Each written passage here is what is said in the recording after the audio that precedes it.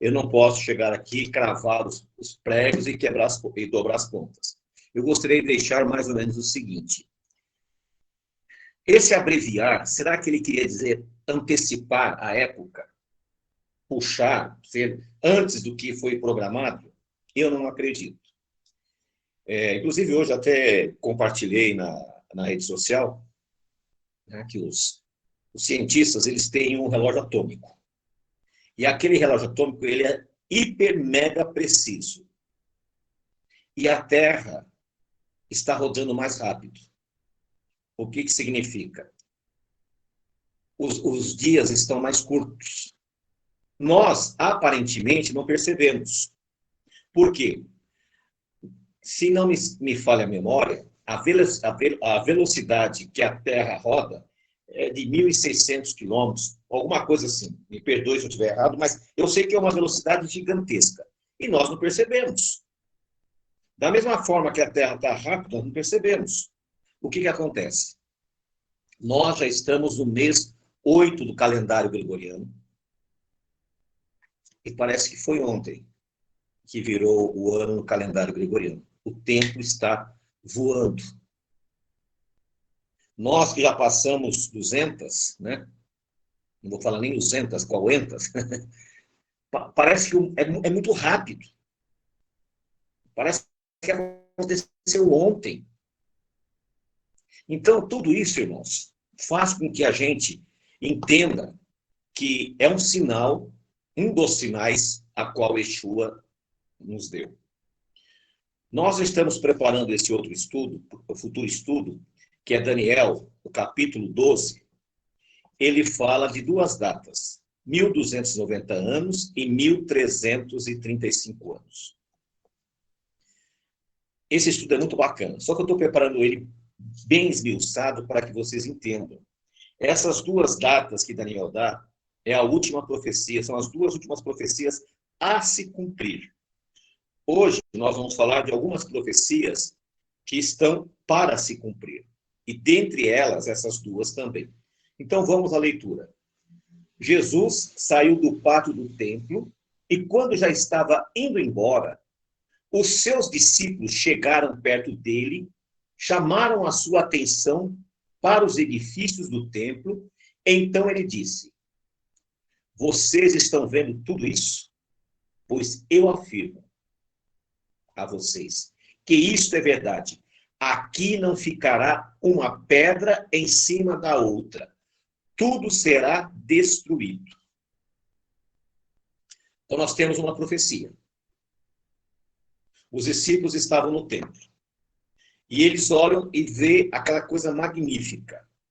Flávio Joséfo, ele diz que era um mármore branco, vindo da Itália, que com o bater do sol ficava uma coisa esplêndida. Realmente o templo era uma coisa extraordinária. E Yeshua disse: não ficará pedra sobre pedra. Cerca de 40 anos depois,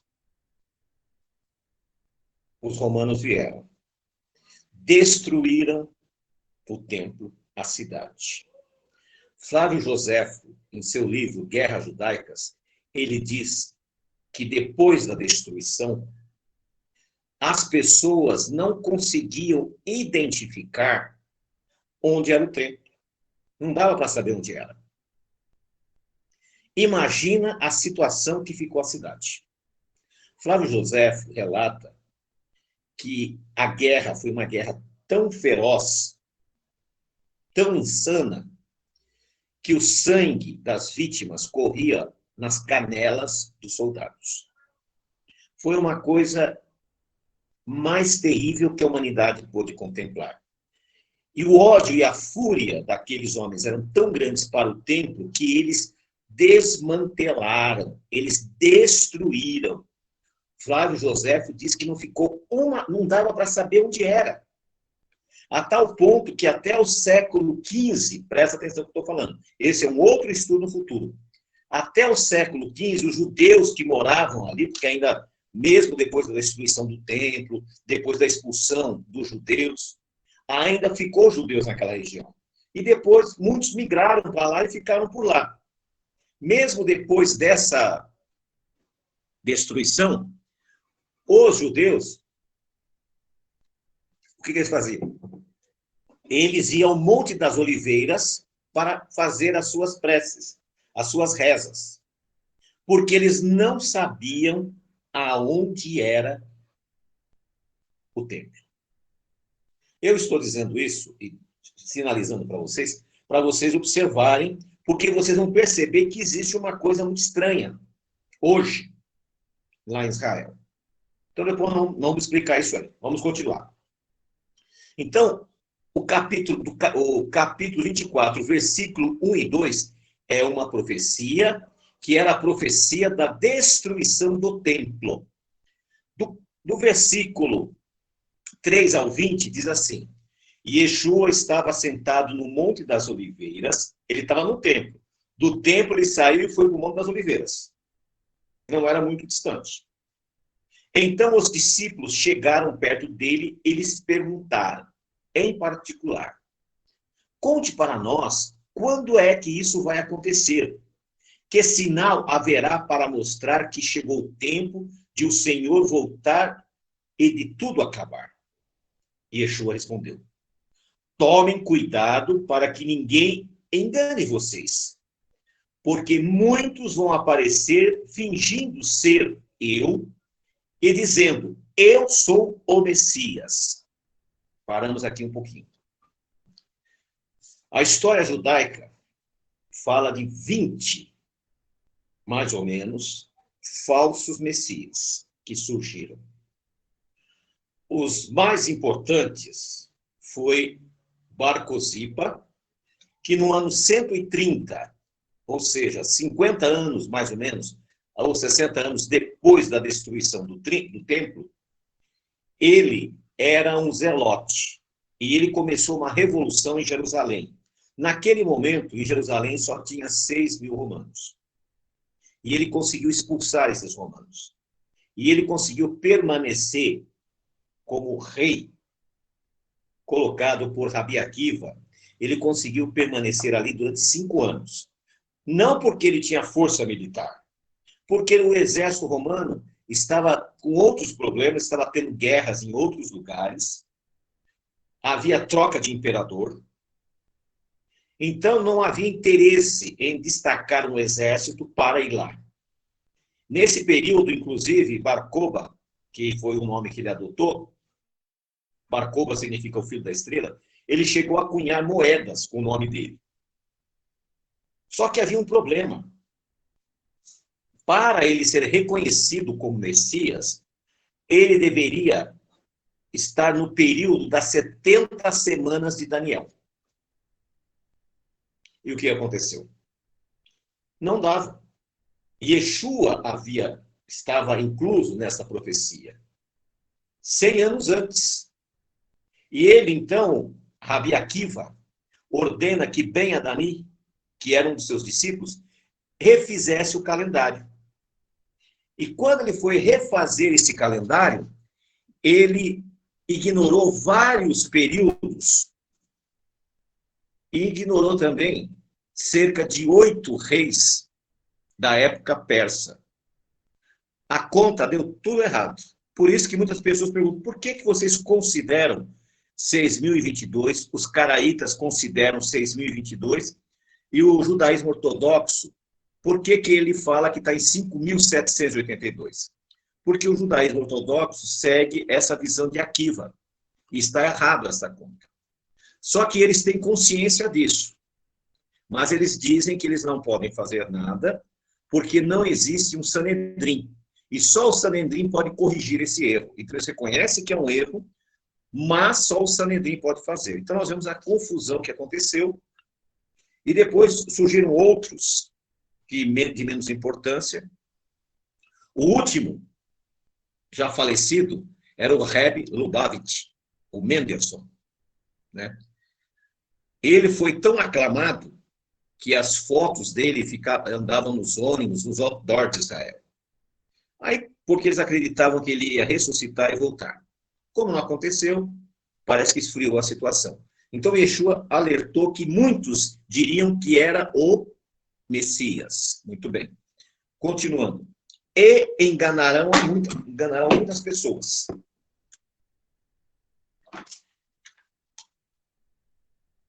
Não tenham medo quando ouvirem o barulho da batalha ou notícias de guerra. Tudo isso vai acontecer, mas ainda não será o fim. E realmente, desde a época de Yeshua até hoje, não houve nenhum período em que não houve guerras e rumores de guerras. Nós que acreditávamos que as nações mais, como se diz, as nações mais desenvolvidas não entrariam numa situação dessa, nós estamos vendo essa guerra absurda entre Rússia e Ucrânia.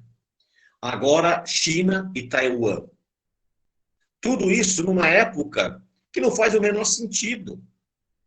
Coisas sem pé, sem cabeça, mas Yeshua nos orientou e nos disse isso. Uma nação vai guerrear contra a outra, e um país atacará o outro. Em vários lugares haverá falta de alimentos e tremores de terra.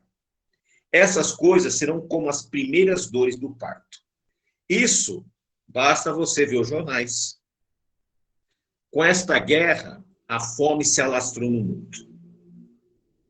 Em nosso país, nós temos uma quantidade gigantesca de pessoas que estão abaixo da linha de pobreza. Nos países da África, nem se fale.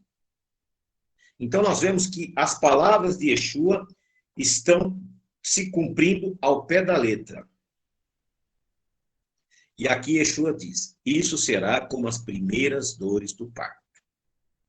Depois vocês serão presos e entregues para serem maltratados, e vocês serão mortos. Todos os odiarão por serem meus seguidores. Nesta época, muitos vão abandonar a sua fé e vão trair e odiar uns aos outros. Aqui eu faço uma pergunta. Ele está se referindo a quem?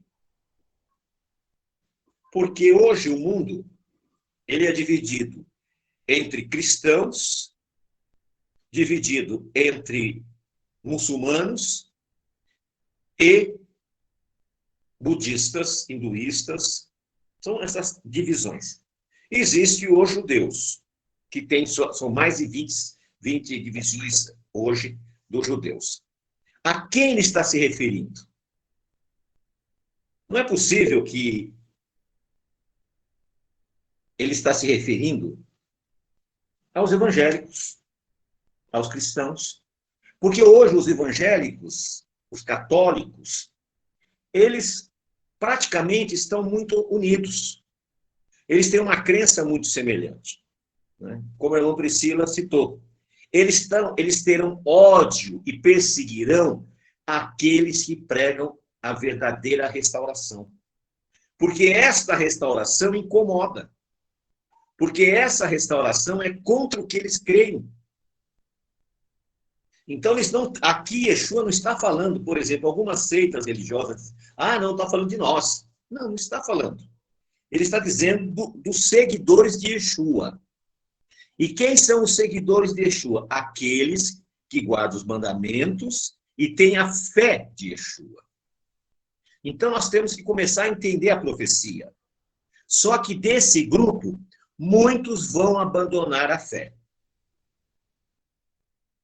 Eu conheci dezenas, não foi uma, dezenas de pessoas que caminharam conosco, pertenceram ao movimento, mas por questões pessoais, às vezes familiares, ou às vezes mesmo a necessidade de estar numa igreja qualquer, deixaram de seguir, e de repente essas pessoas começaram a acreditar naquilo que eles não criam.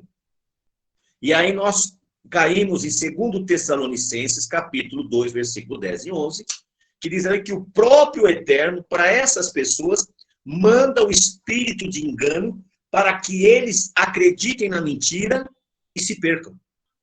Deus é zeloso com a sua palavra. Deus é zeloso com o que ele fala, com o seu testemunho, com a sua Torá, com os seus preceitos. E quando você tem a oportunidade de conhecer a verdade, quando ele manda os seus servos pregar para você a palavra, e você, por interesses escusos, interesses pessoais, interesses financeiros, interesses de posição, você começa a rejeitar, não pense que é você que está rejeitando o Senhor. Quem vai te rejeitar é o próprio Senhor. Lembra o que o Senhor falou com Caim? Se você fizesse certo, eu teria aceito. Ele não deixou de fazer, mas fez errado. Então, nós estamos vendo que aqui está muito claro, né? Outra coisa, no versículo 11. Então, muitos falsos profetas aparecerão e enganarão a muita gente. Isso aqui não precisa nem ir longe, né? Basta você vir à esquina, está lotado de falsos profetas. Tem uns mais importantes, outros menos importantes. Tem uns mais famosos, outros menos famosos. Mas isso aqui não precisa nem pegar na... O que é um falso profeta? Aquele que não ensina os preceitos da Torá. Se ele não ensinar, ele não é profeta, ele é um falso. Fim de conversa. Não adianta a gente ficar tentando ajustar aquela crença dele à Bíblia, que você não vai conseguir. Não vai ter jeito. A maldade vai se espalhar tanto que o amor de muitos esfriará. Basta ligar a televisão. Nesses programas diários da tarde. E ali você vê o cumprimento dessa profecia. Essa semana eu vi uma coisa que me chocou. Um cidadão matou a esposa, uma jovem de 20 e poucos anos, e deixou o filho dela, o filho deles, de 8 meses, junto com ela morta. Foram achar a criança e a mulher morta 2 dias depois. A criança ficou 2 dias lá ao lado da mãe morta. Está aqui. Esse cumprimento profético. Aí você diz, não, comigo não acontece isso. Comigo não. Eu não. Não brinque com coisa séria. Né? Às vezes as pessoas acham, mas tem razão, que eu sou muito duro, muito incisivo. Mas a minha dureza e a minha incisão é para que você não pereça, para que você acorde, para você não ficar brincando com coisa sagrada. Nós estamos vivendo nos últimos instantes deste mundo. E nós temos que estar atentos. Não podemos brincar com coisa sagrada. Não podemos brincar com as coisas de Deus. Por quê? Porque nós podemos cair nesta situação de 2 Tessalonicenses, capítulo 2, 10 e 11. Que o próprio Deus manda o espírito de engano para que você pereça. Porque foi criada uma ideologia, uma ideia, um pensamento, não sei qual a frase mais correta aqui, que Deus, ele tolera tudo. Deus é bonzinho.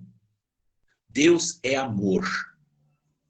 E o amor, quem ama, corrige. Quem ama, educa. Quem ama, ensina. Agora, os bonzinhos, eles toleram o pecado, toleram o erro. E aí eu vou contar uma experiência que já faz tempo que eu não conto. No Brasil teve um indivíduo com esse nome. As pessoas que têm um pouco mais de idade vão se lembrar, mas não é esse. Chamava-se o Bandido da Luz Vermelha. E ele morava nos Estados Unidos. Naquela época tinha aqueles drives, aqueles cinemas, onde os carros se estacionavam para assistir o filme. E ele ia e assaltava os casais. Ele batia no vidro do carro com uma lanterna vermelha e assaltava. E num desses assaltos ele matou uma pessoa. Ele foi preso, foi condenado à morte, ficou no corredor da morte. E o que aconteceu? No dia da execução,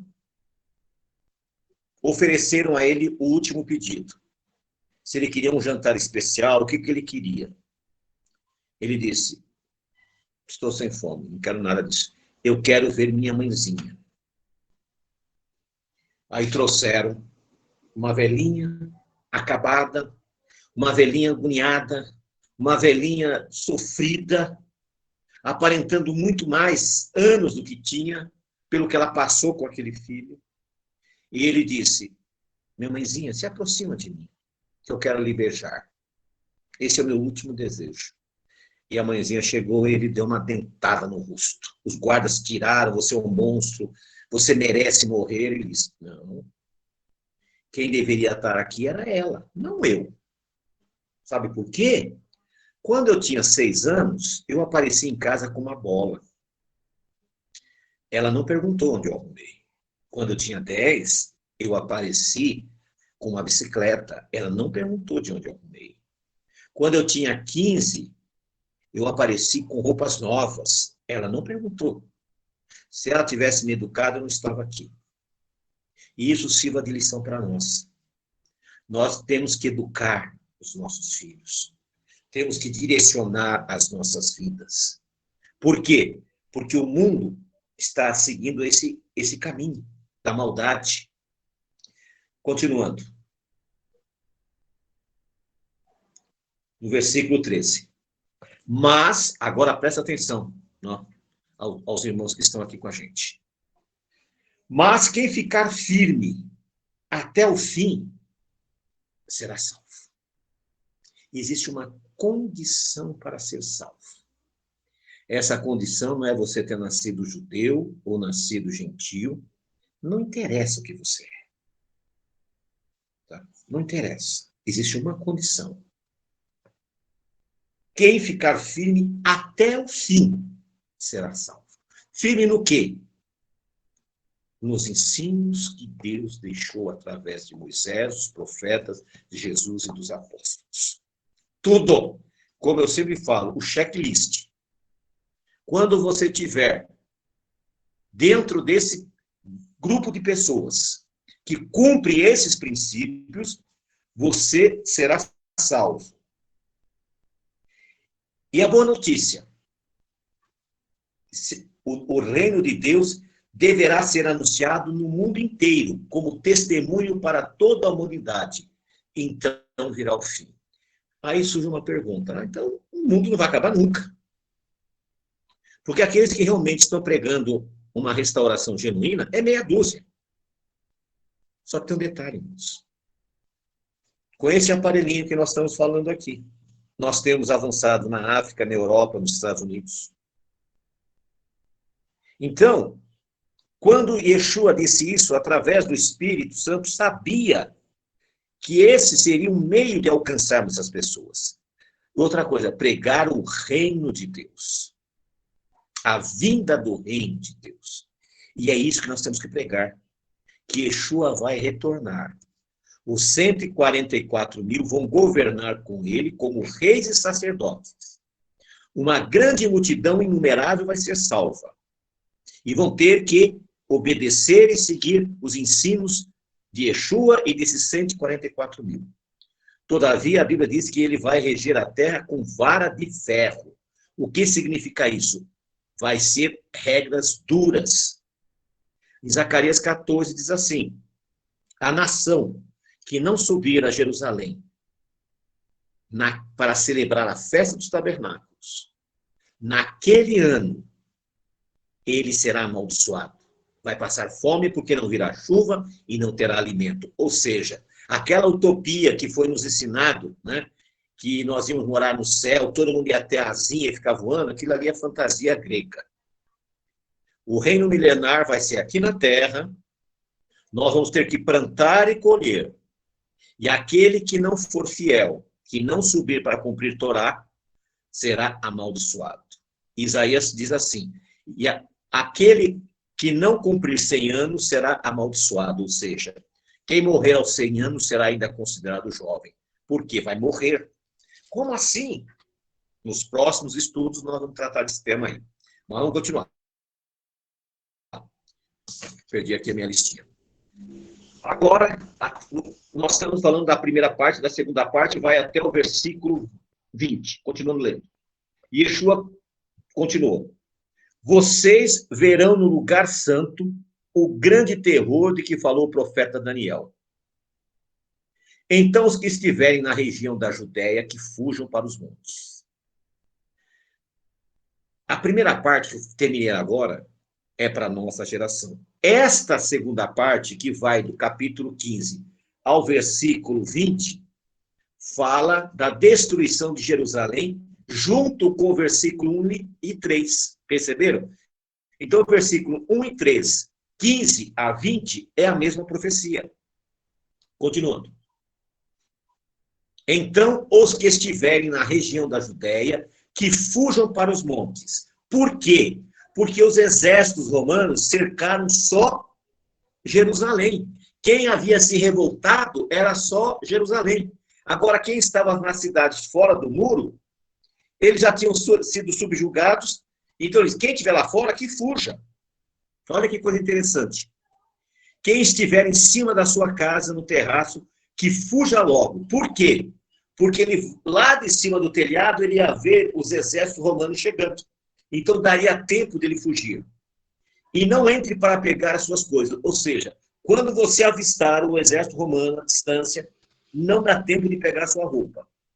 E quem estiver no campo, que não volte para casa a fim de buscar suas roupas. Ai das mulheres grávidas e das mães com criancinha naqueles dias, naturalmente, pela dificuldade de fuga. Você fugindo com bebês, fugindo grávida, é muito complicado. Orem a Deus para que vocês não tenham que fugir no inverno. Também, porque no inverno não tem como você ficar ao relento. No deserto, lá em Israel, no deserto, à noite é 40 graus de frio. Ao dia é 40 graus de sol. Durante a noite é abaixo de zero. Então, orem para que não aconteça isso. E nem no sábado. Por quê? Porque eles eram tão focados que eles estariam aonde no sábado? Na sinagoga. Eles não estariam no shopping center, eles não estariam na rua de comércio, eles estariam reunidos na sinagoga, eles não estariam no telhado, então não veriam os romanos chegar. Então, no sábado, eles seriam presas fáceis de serem pegos. No sábado, né? Agora, nós vamos entrar na outra profecia. Porque naqueles dias haverá um sofrimento tão grande como nunca houve desde que Deus criou o mundo. E nunca mais acontecerá uma coisa igual. Porém, Deus diminuiu esse tempo de sofrimento. Se não fosse assim, ninguém seria salvo. Mas por causa do povo que Deus escolheu para salvar, esse tempo será diminuído. Aqui já é uma profecia para o nosso período. Nós falamos no começo. Vai vir uma pressão, um sofrimento tão grande para os homens, que o Senhor vai ter que diminuir o tempo, antecipar, porque senão ninguém vai sofrer. Como nunca aconteceu. Basta você olhar as tragédias passadas. A destruição de Jerusalém, a primeira destruição no ano 70 do templo, a destruição de Jerusalém, as perseguições romanas, o Holocausto, tudo isso é fichinha para o sofrimento que vai vir sobre a terra. Só que aí nós temos uma promessa. E essa promessa foi o próprio salmista que nos deu. No Salmos, capítulo 1. Caiam 1000 ao teu lado, 10.000 à tua direita, e você não será atingido. Aqueles que estiverem em aliança com o Criador, aqueles que estiverem em aliança com Yeshua, eles vão conseguir passar esse sofrimento. Vão se angustiar, como a angústia de Jacó. Vão sofrer questões psicológicas, mas vão superar. Eles vão vencer. E que possamos estar juntos com eles, não é? Então, nós estamos vendo aqui, continuando.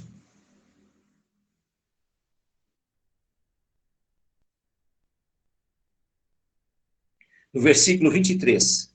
E você vai perceber que o versículo 23 vai repetir o que o versículo 11 fala.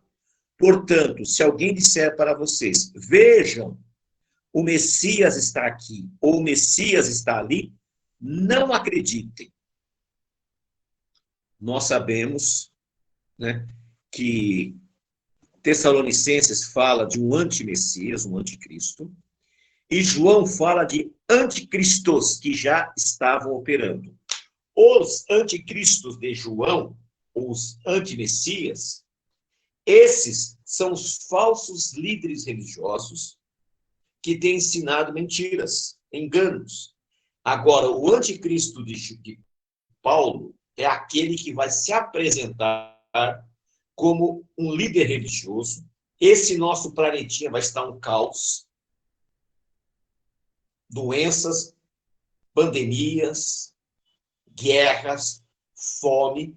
E esse indivíduo, ele vai se posicionar e se levantar como o Messias. Eu sou o Messias. É um outro estudo que nós vamos ter no futuro, nessa sequência. Quem será esse Messias?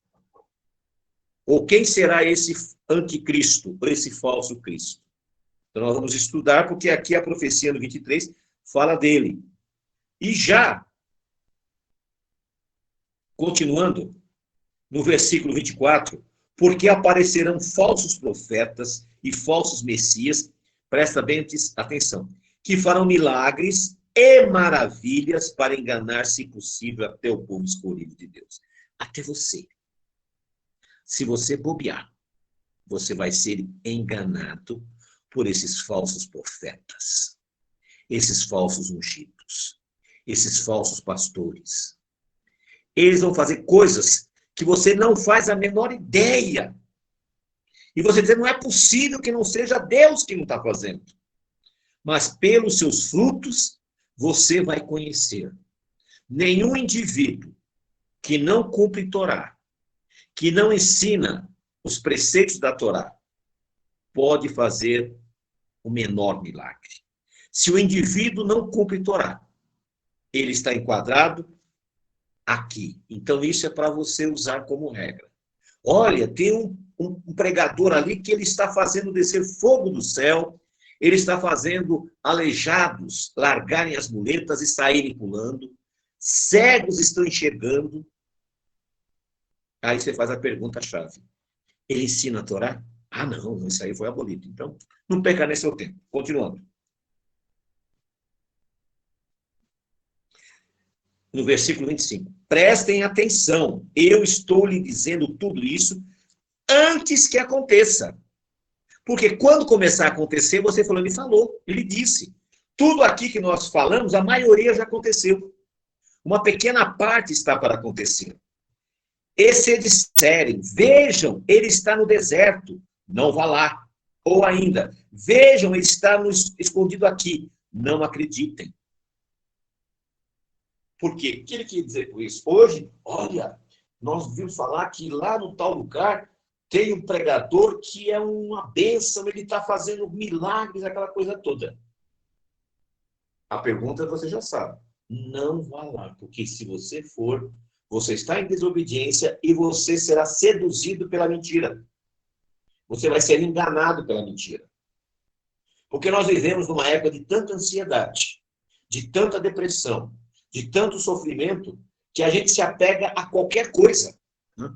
Está tão difícil a situação, está tão complicada a situação para todos, inclusive para mim. Porque a gente fica angustiado, fica preocupado. A gente tem a nossa vida particular para tocar, nós temos a congregação para bancar, para manter, para dirigir, temos as outras congregações que os irmãos também estão junto conosco. Então, a nossa preocupação é uma preocupação muito grande. Então, muitas vezes, nós ficamos, às vezes, sem dormir. Por quê? Porque precisamos arcar com os custos que nós temos ali, né? Tem várias despesas que nós temos. E tudo isso são preocupações nossas, para que a porta da congregação esteja sempre aberta para aquelas pessoas que querem realmente servir ao Criador. Continuando. Não acreditem. Por quê? Vai aparecer um indivíduo, de repente, na América do Norte. Olha, o Messias chegou. Não apareceu aqui em Jerusalém, o Messias chegou. Olha o que Yeshua nos ensinou. Porque assim como o relâmpago risca o céu do nascente até o poente, assim será a vinda do Filho do Homem. Quando Yeshua voltar, não terá um ser humano nesse planeta que não vai ver a sua volta. A Bíblia diz que ele virá com milhares e milhares de anjos, com som de trombeta. O mundo vai parar, então não tem como não vir. O anticristo não vai poder fazer isso. Ele não vai poder seduzir as pessoas para que todo mundo veja. Ele vai aparecer entre a multidão. Jesus vai aparecer, como disse, quando ele subiu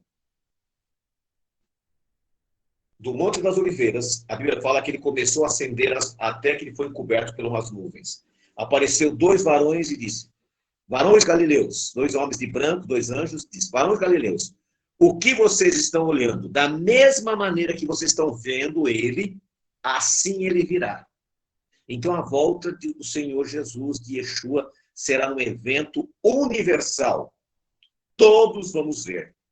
Então, irmão, se eu não estiver mais aqui, lembre-se do que eu estou falando. Se alguém chegar e falar: olha, surgiu lá em Brasília um Messias, não acredito. Olha, surgiu lá no Rio Grande do Sul, ou surgiu lá na África do Norte, na África do Sul, onde quiser, não importa. Não acredite, porque a volta do Senhor será um evento universal. Continuando, terminamos aqui a parte do capítulo 27. Agora nós vamos entrar na parte final da profecia, que é do capítulo 28 ao 31. Lembra que nós falamos que vai haver um tempo de sofrimento como nunca houve, de angústia, que vai superar o holocausto, que vai superar as perseguições. Vai ser uma coisa tremenda. E olha o que diz aqui. A continuidade daquela profecia está no 29. Depois daqueles dias de sofrimento, o sol ficará escuro e a lua não brilhará mais. As estrelas cairão do céu e os poderes do espaço serão abalados. Aqui é muito sério. O que acontece? Já muitos religiosos, por exemplo, os adventistas, falaram que isso aconteceu em 1833, há 170 anos atrás. Não é verdade. Porque eles não leram direito a profecia. Os mormons também, os testemunhos de Jeová, eles não leram direito. Aqui está bem claro. Depois daqueles dias de sofrimento, então primeiro tem que ter essa perseguição e essa angústia. O sol ficará escuro, como aconteceu no Egito. A escuridão do Egito, segundo os historiadores, quando você colocava a mão na escuridão, ela era grossa, você sentia ela. Tá? A lua não brilhará mais. Por quê? Porque o sol está escuro, não vai refletir a lua. É natural, é óbvio. E as estrelas cairão do céu. É óbvio que não é aquelas estrelas que nós vemos. São asteroides, pequenos asteroides que caem constantemente. Essa semana mesmo caiu aqui, numa cidade perto daqui, um asteroide que furou o telhado da casa. E aqui está dizendo que esses pequenos asteroides, esses asteroides vão cair sobre a Terra, vai ser uma chuva de meteoritos. Né? Então, é um sinal. E os poderes do espaço serão abalados. Hoje, o espaço já está sendo abalado. A quantidade de lixo espacial que está circundando a Terra é uma coisa absurda. Eles estão mandando, e têm ideias, têm pensamentos de levar armas para o espaço. Talvez aconteça uma explosão atômica lá, para abalar o espaço. Então, tudo isso vai acontecer. Nós não podemos dizer como. Por quê? Porque nós não sabemos. Nós sabemos que vai acontecer alguma coisa, mas o que é nós não sabemos. Versículo 30. Então, o sinal do Filho do Homem aparecerá no céu. Todos os povos da terra chorarão e verão o Filho do Homem descendo nas nuvens com poder e grande glória. A grande trombeta tocará, e ele mandará os seus anjos para os 4 cantos da terra. E os anjos reunirão os escolhidos de Deus de um lado do mundo ao outro. E iremos para onde? Para onde nós vamos? Tessalonicenses fala a mesma coisa, né? Que nós nos encontraremos com o Senhor nos ares. Zacarias 14 diz que o Senhor descerá e tocará os seus pés no Monte das Oliveiras. Ou seja, todos que estão no hemisfério sul, no hemisfério norte, vão ser reunidos. Eles vão ser reunidos nas nuvens. E ali nós iremos para Jerusalém, para Jerusalém, como está escrito em Zacarias 14. Somente o poder de Deus poderá fazer isto. Não existe nenhum humano, ser humano, que tenha condições de conceber ou pensar isto. Somente ele.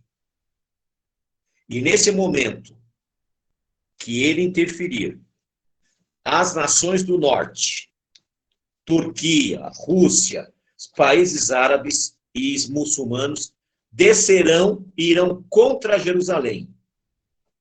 É onde é chamado a Guerra do Armagedon.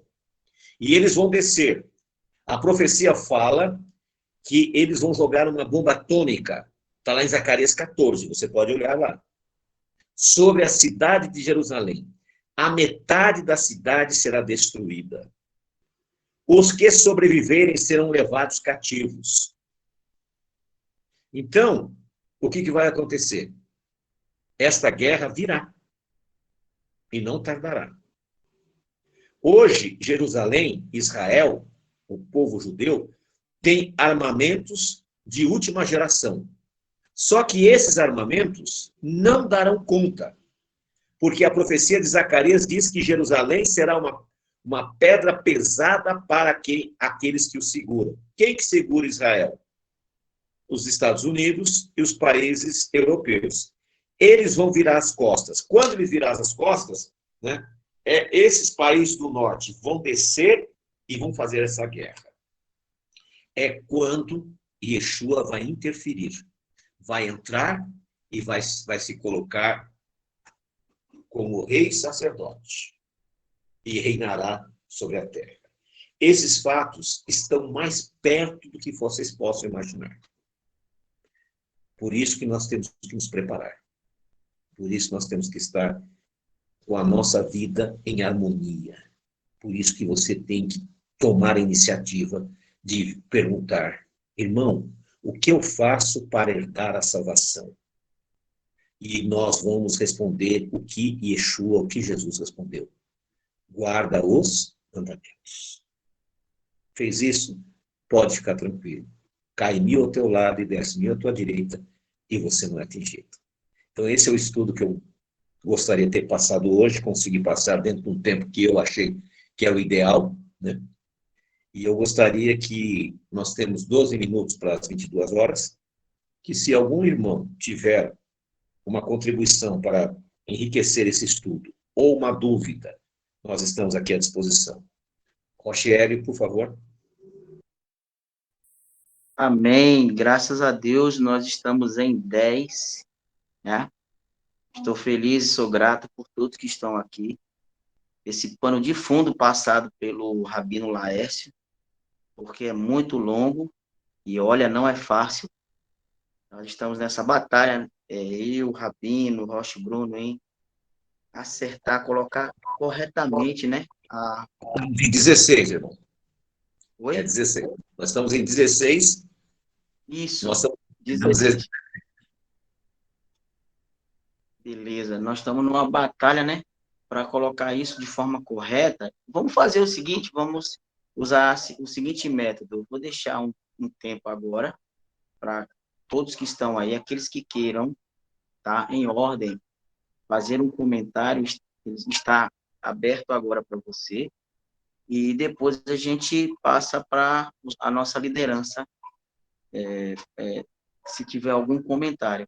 Eu acredito que fica melhor assim. Alguém quer?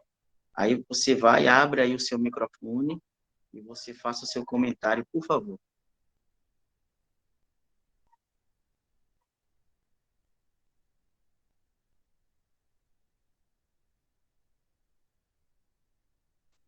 Não precisa se preocupar se a pergunta, você acha que a pergunta não é errada. Pode perguntar. Não, mas eu não entendi isso, ou porquê daquilo. Nós estamos aqui para responder. Porque é fundamental que nós entendamos esse começo profético para que a gente possa entender os outros estudos. Senão nós não vamos conseguir entender.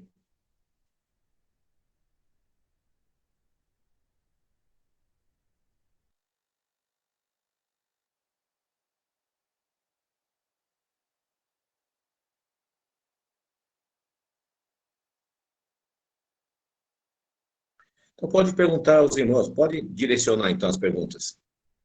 Pode perguntar para a minha Priscila, para a irmã Vera, para o Josias, os outros não estão vendo quem está aqui. Aham, ok. Antes eu quero só agradecer, né, a Vera, a Márcia, a Laudemir, o Wellington, Graziela Freitas, a Evelyn, a Creuza, que estão aqui conosco, e já passo, né, também a palavra para o presbítero Josias, né, o nosso chamaste Josias, se ele tem algo a acrescentar. Amém. Olha que deleitoso esse Shabbat, ó. Fazendo E a Bíblia tá inveja, né? até agora no colinho do papai. Irmãos, é muito importante entender essa passagem, né? Porque os discípulos, eles fizeram duas perguntas para Jesus, né? Quando Jesus falou do templo e quando Jesus falou sobre a sua vinda. E os discípulos perguntaram quando que essas coisas iriam acontecer. E aí Jesus começa a discorrer.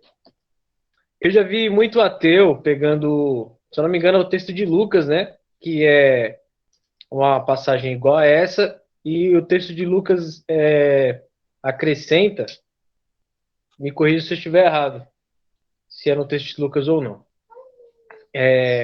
Acrescenta que a seguinte frase: não passará essa geração até que tudo isso, até que essas coisas aconteçam. Quando Jesus falou essa frase, ele estava falando sobre a destruição do templo e não do fim de tudo, do seu retorno. E tem muito ateuzinho aí que está pegando essa frase e falando, ó, tá vendo? A Bíblia entra em contradição. Jesus falou que ele voltaria no primeiro século e ele não voltou ainda.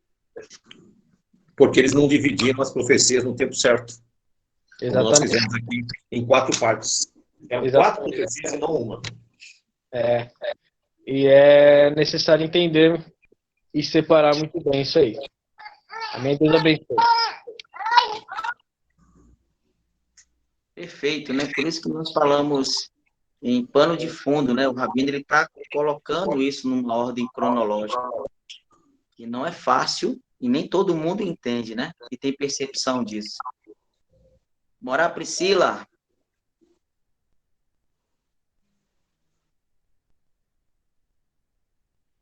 Shabbat Shalom, irmãos. Quero agradecer ao Rabino pelo estudo. Estou muito orgulhosa dos irmãos. Os irmãos estão afiados, não tem dúvida nenhuma. É um estudo muito complexo. Conseguir colocar isso na ordem requer muita dedicação. Nós que estamos estudando as Parashiot já é um pouco difícil. Eu fico imaginando esses estudos do Rabino. Louva a Deus que o Senhor colocou uma pessoa como ele para estar iluminando a gente, né, com essas revelações, porque não é fácil mesmo. Mas louvado seja o Senhor pela Shemalã, né, por esse ministério, né, o último despertar. Que nós venhamos despertar, queridos. Guarda o que tens para que ninguém tome a tua coroa. Amém. Eliton, nosso líder lá do Rio Grande do Sul. Shalom, shalom. Só tenho a agradecer mesmo, não tenho nada a acrescentar, um estudo bem interessante, bem complexo, até mesmo daqui a pouco agora vai chegar a parte do milênio, enfim, vai ser uma coisa bem bom para a gente estar aprendendo e estudando. Só agradecer mesmo. Shalom, shalom. Amém. Meus queridos, como fala o nosso amado Roche Bruno, o Eterno tem o controle de tudo, né? Rabino. Então, irmãos, eu gostaria que vocês, durante todos esses dias, né, tenham visto a assiduidade dos irmãos nos estudos, Você não apanha. Então, eu gostaria que os irmãos... Bom, eu gostaria que os irmãos... Agora que eu... Pois não, Márcio, quer falar? Pode falar. Alô? Salão a todos. É Arcelino, esposa da Márcia. Então, Rabino, é interessante a explicação, realmente. Eu tenho um pensamento assim, que hoje falam que Jesus está aqui, Jesus está ali, Jesus está lá. Na verdade, ninguém sabe, né, quando Jesus vai vir. Mas eu entendo assim, que hoje mesmo acontece que dizem que Jesus está em vários lugares, né, vários locais. Jesus está aqui, e tem lugares que realmente Jesus não está. E estão pregando um Jesus que já está aqui. Sim. Em algumas comunidades, né? Sim, Na verdade, e na verdade Jesus Cristo não está ali realmente, né? Agora, onde é que ele está, né? A vinda de Jesus é visível, claro que ainda não aconteceu, mas hoje diz em muitos lugares, eis que Jesus está aqui, Jesus está acolá, mas ele não está em alguns lugares, ele não se encontra realmente. É um Jesus falso. Sim. É assim que eu entendo. Concorda comigo? Não, perfeito. Rabino? É isso mesmo. É perfeito. E aí eu aproveito... Muito obrigado pela oportunidade. Irmão, aqui vocês têm todo o direito. Aqui o direito é de vocês. E você está certo, né? Como diz na Apocalipse 14:12, aqui está a paciência, a sabedoria, aqueles que guardam os mandamentos de Deus e têm a fé de Jesus. Então não adianta você ter só fé em Jesus ou vice-versa. Tem que ter tudo, né? Mas fique à vontade, quem quiser opinar, nós estamos à disposição. Pode falar, irmã Vera. Então, Rabino, essa semana me mandaram um vídeo de um irmão que está fazendo grandes curas e tem atraído milhares e milhares de pessoas, né? Então, essa pessoa que me enviou disse, isso é de Deus? Né? Se isso aí, se ele poderia ser um profeta, uma coisa assim. Eu fiquei questionando, né, essa questão, e aí eu cheguei a essa conclusão, como o senhor mesmo falou. Não sei, o senhor me corrija se eu estou errada. Eu perguntei para essa pessoa costuma pregar os mandamentos, né? Ou seja, costuma pregar, se guarda sábado, coisa assim, provavelmente a pessoa disse que não. Eu disse, bom, então está resolvido. Não tem. Né? Porque a palavra mesmo diz, né, que seria dado poder até mesmo, né, para a raça para enganar os escolhidos, né? Isso. Então, eu acredito que seria isso. Eu estou certa nesse sentido? Perfeito, perfeito. A regra é essa. Ah, está fazendo milagre? Tá. Fez um morto ressuscitar? Muito bem. Fez um cego enxergar? Ótimo. Mas guarda os mandamentos de Deus? Não. Não tem a fé? Então não resolve. Como disse também lá em Apocalipse 22:14. Né?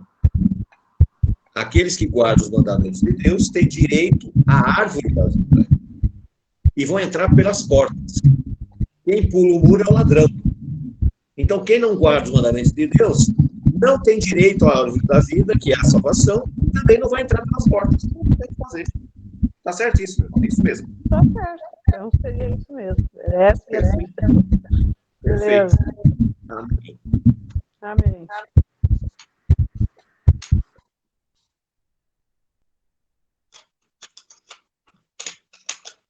Tem mais alguém que gostaria de falar alguma coisa? Fique à vontade, irmãos. Esse é o momento. Eu gostaria de falar em cima do que o irmão falou há pouco tempo.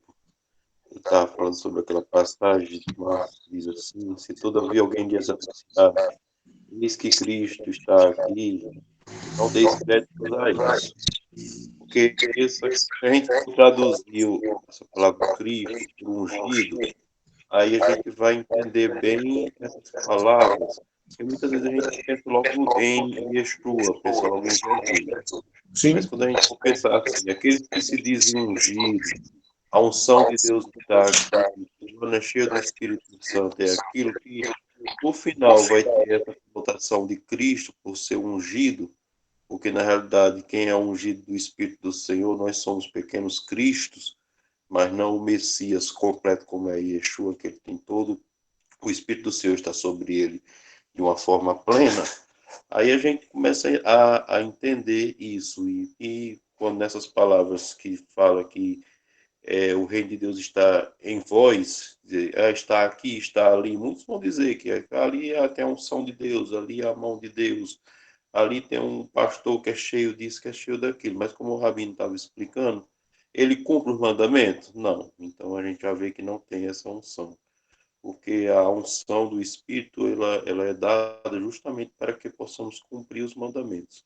Não é à toa que o dia de Pentecostes, que é o momento da descida do Espírito Santo, foi em Pentecostes, porque o Pentecostes se celebra o recebimento da lei. Então, era o dia perfeito para a vinda do Espírito, já que ele nos vai ensinar a cumprir esses mandamentos. Então, aquele que tem o testemunho de Cristo e aquele que cumpre os mandamentos, esse é o que está no caminho. Minha voz está um pouco ruim, porque eu estou com problema de, quando eu começo a falar, eu começo a tossir. Mas era essa ideia aí, que se a gente for pensar, trocar a palavra Jesus por ungido, e a gente começar a pensar nos ungidos que aparecem por aí, a gente vai percebendo essa palavra perfeitamente. E às vezes a gente substitui por Cristo, a gente pensa, não Jesus está aqui, Jesus está ali, mas quando a gente pensa os ungidos, que se dizem ungidos, aí então a gente entende melhor essa ideia. Perfeito. Foi ótimo. Muito bom. Shalom, meus irmãos. Deus te abençoe.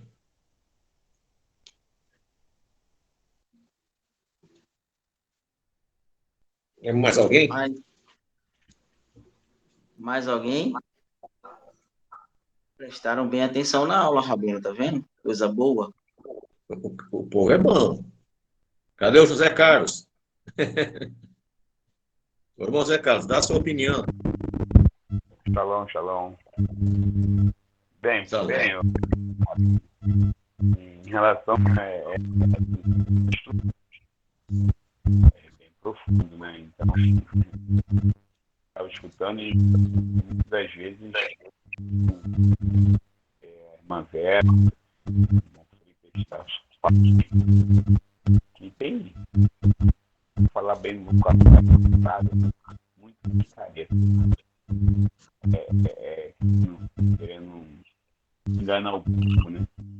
Infelizmente, o povo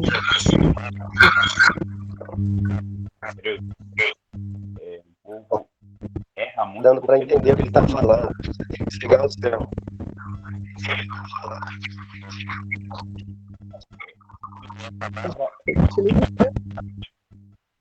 Então, esse estudo está sendo muita bênção para nós. Só temos a agradecer a Deus por ter colocado essa congregação no nosso caminho. Amém. Estamos gostando muito. Então, coisas que eu estou aprendendo, algumas coisas, então é mais fácil a gente ouvir, assimilar, ver a palavra. Tudo que você está aprendendo aqui na Timóteo está sendo bem.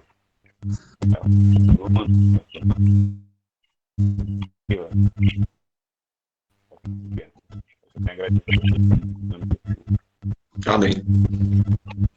Irmãos, vamos convidar o irmão Freitas para fazer a última oração, pode ser?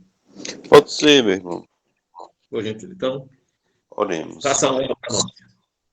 Senhor, nosso Deus, nosso Pai, graças te damos, Senhor, por esse momento de estudo, pelo Senhor estar no nosso meio e nos fazendo vivenciar toda a sua verdade. Senhor, nosso Deus, te pedimos nesse momento a orientação do seu Espírito para que possamos estar em integridade na sua palavra e nos seus mandamentos. Que o Senhor nos abençoe, com uma noite de paz, com o Shabbat Shalom, que o Senhor abençoe a vida do Rabino, a vida dos demais irmãos, que o Senhor possa nos trazer as bênçãos que vêm de Ti. É em nome de Jesus que vos agradecemos e vos louvamos. Amém. Amém. Graças Que Deus a Deus. abençoe. Irmã Priscila, você pode penetrar a bênção sacerdotal? Amém. Rabino, Sim? pode falar. Ah, não, só ia fazer um comentário rápido. Amanhã temos live com a Moana Priscila, é isso? Isso sim, às 10h30, Rabino. Isso. Na sequência, o Rochelle. Amém? E às 16 horas, a Xenolã, hein? Tá sim. Xenolã, São Paulo, com o Rabino Laércio. São transmitidas pelo MIT aqui nesse horário. Perdão? Transmitidas Não, pelo Então, Facebook. Pelo Facebook. pelo Facebook, certo. Ok, que às vezes o Facebook trava aqui, é bem melhor. Mas o Facebook a gente entende que outras pessoas são alcançadas. Realmente. Alcança outras pessoas. Aqui é mais um estudo entre nós, né? Congregacional. Né? Isso. Perfeito. Fique à vontade, irmã Priscila. Amém. Recebam a bênção. Que o Senhor te abençoe e te guarde. Que Ele faça resplandecer o seu rosto sobre ti, tenha misericórdia de ti, sobre ti levante o seu rosto e te dê a paz. Shabbat Shalom, irmãos. Até amanhã.